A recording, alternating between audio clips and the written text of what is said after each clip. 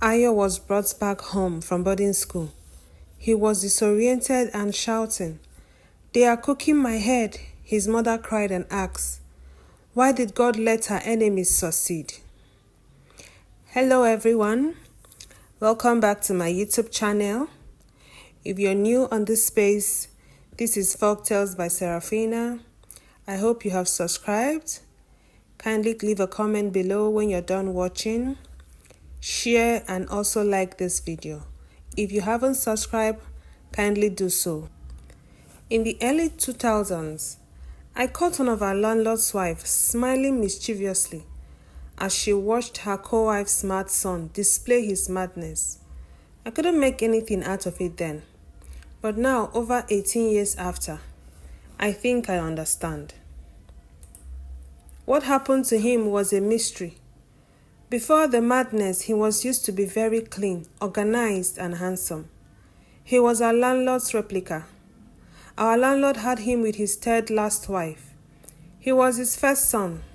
The landlord had other sons after Ayo, but somehow, one or maybe both the first and second wives weren't happy with the third wife for bearing the first male child.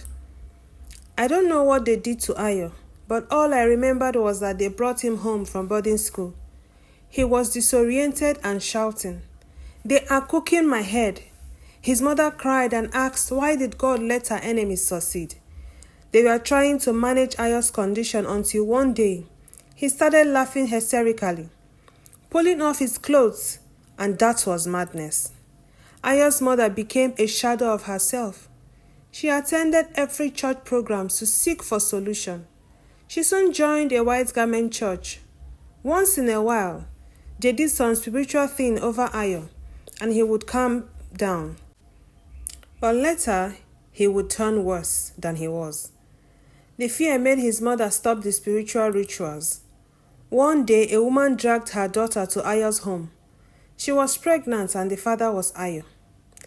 That woman beat her daughter, and asked her how she went so low with a madman. You didn't even see his stepbrothers. They had complete sense. The girl accused Ayo of rape. Ayo's mom begged and promised to care for the girl and her pregnancy.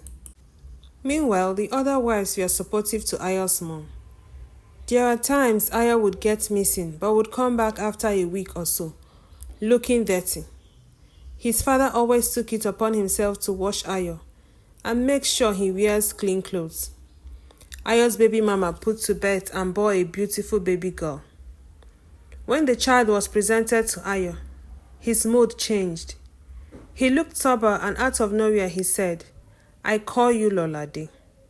God is with you." Everyone was surprised. His mother looked into his eyes and asked him to try to find himself and come out from whatever bondage he was in, for she believes his sanity is somewhere within him. Anytime Ayo wanted to get worse, they would present Lolade to him, and he would calm down. Soon Lolade began to fall sick. Her mother had to run off with Lolade, for she realized the family's enemy wouldn't stop. Ayo got worse and roamed the whole city after Lolade left. 4 years later, Fumi came to visit Ayo with their 5-year-old daughter.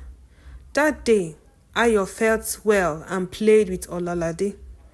He kept saying, "God is with you." 2 days later, everyone understood the past 5 years. Ayo's angel was probably working behind the clock to reveal everything. While everyone was busy outside preparing for the Leya festival, Lolade explored the whole house. She got into the second wife's room and crawled under her spring bed for no reason. She was fascinated by the small calabash. She opened it and removed what was inside. Then she went out to play with it. The second wife remembered she hadn't locked her room. She ran to go lock it. Then she got greeted by the calabash lying carelessly. She rushed to check and couldn't find the main thing. She suspected Ololade and ran to look for the girl. As soon as Ololade saw her, she knew she was in trouble. In a bid to hide what she had taken, she threw it into a bucket of water. They asked me not to let water touch it. This child has killed me. She began to scream and everyone ran to her. Meanwhile, the first wife saw everything that happened. She explained to their husband. What did they ask you not to let water touch? Their husband asked her. But she kept repeating what she said. She kept shouting and screaming. They said I should not let water touch it. He picked the charm and began to untie it. Tied in it was short strands of short hairs. I will confess, she cried. She confessed to being responsible for Ayo's madness. I cut his hair while he slept. I took it to the wizard. He boiled it for 7 days in a concoction and instructed me not to let water touch it, else I will go mad and Ayo will recover. Immediately she became mad and Ayo recovered from his sanity. Days turned into months and months into years. Ayo has fully recovered and the family once more has embraced peace. Ayo's stepmother still roams the streets like a mad woman. Ayo has gone back to school and also for me. Olalade continues to grow into a beautiful girl. I hope you enjoyed watching this video as I enjoyed making it. Don't forget to subscribe, leave a comment, like and share. See you on our next video. Bye.